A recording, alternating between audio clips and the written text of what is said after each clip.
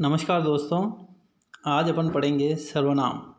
सर्वनाम के बारे में आपने पहले भी पढ़ा होगा, परंतु आपने सर्वनाम के बारे में पढ़ा होगा उसमें और इस टॉपिक में कुछ अंतर देखने को मिल सकता है, या आपके मन में कोई मतभेद हैं तो आप यहाँ समझ सकते हैं, और फिर भी समझ में नहीं आए तो कमेंट के माध्यम से पूछ सकते हैं।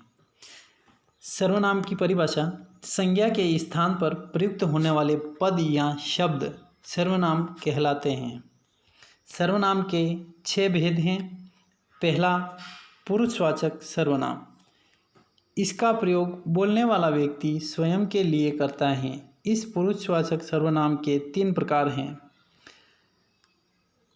पहला, उत्तम पुरुषवाचक सर्वनाम। मैं, हम, हमारा, मेरा, मुझे आदि उत्तम पुरुषवाचक सर्वनाम हैं, जिसमें आप वाक्य के अंदर प्रयोग करके देख सकते हैं।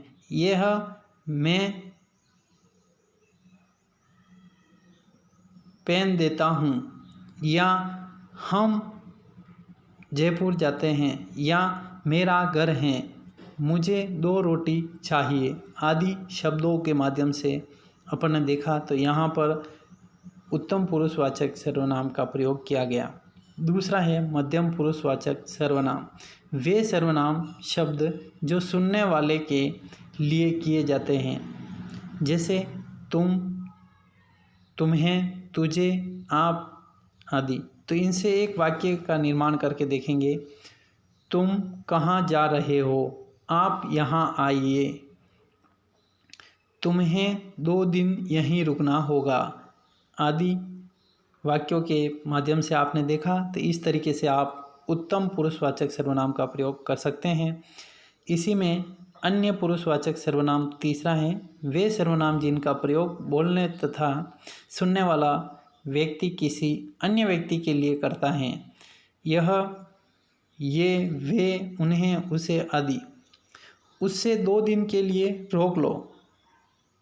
दूसरा वाक्य है, ये कहीं नहीं जा सकता, वह उस दिन से अभी तक आया भी नहीं आदि वाक्यों के माध्यम से आपको समझ आया होगा कि यहाँ पर मैंने ये, वे, यह, वे, उन्हें, उसे शब्द जो बोले वो अन्य दूसरे के लिए, तीसरे व्यक्ति के लिए बोले थे, इसलिए ये अन्य पुरुषवाचक में आते हैं।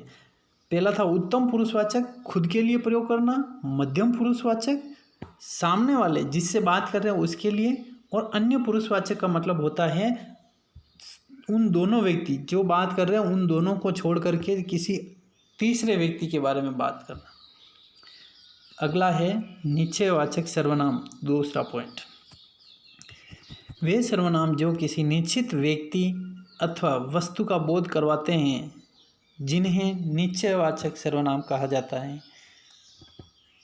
जैसे यह, वह, इस, उस, ये, वे आदि निश्चयवाचक सर्वनाम है। यह पेन उसका है,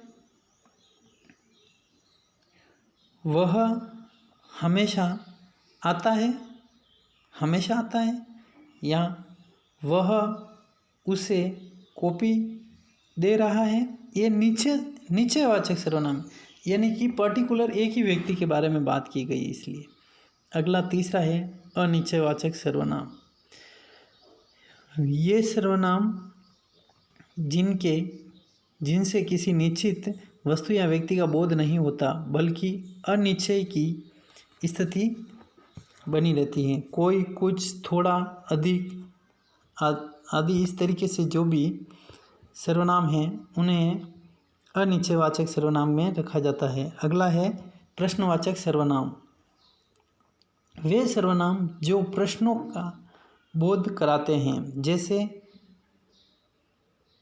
कौन, क्या, किसका, किसको, कौन सी।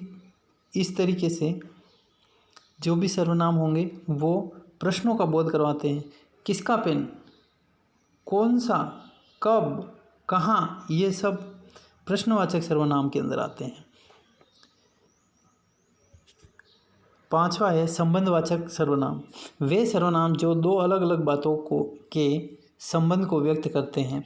जो दो बातों को एक साथ, एक बात दूसरी बात के ऊपर आधारित हो, वहाँ संबंधवाचक होता है। जैसे जो पढ़ेगा वो पास होगा, जितना गुड़ डालोगे उतना मीठा होगा। तो मीठा का संबंध गुड़ के साथ,